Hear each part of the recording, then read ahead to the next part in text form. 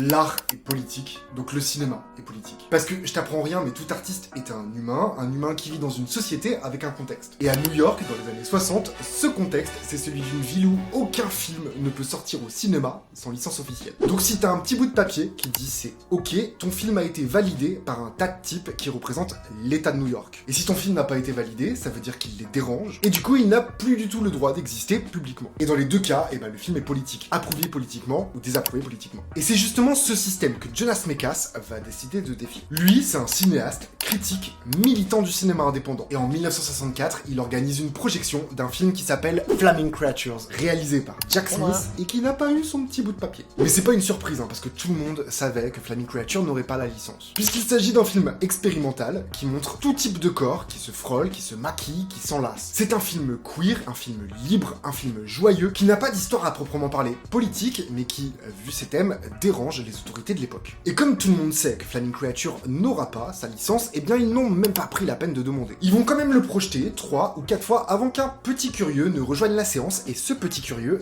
c'est un flic en civil. Il va tout de suite le rapporter à ses supérieurs, et la projection du lendemain va être très vite interrompue par une descente de flics.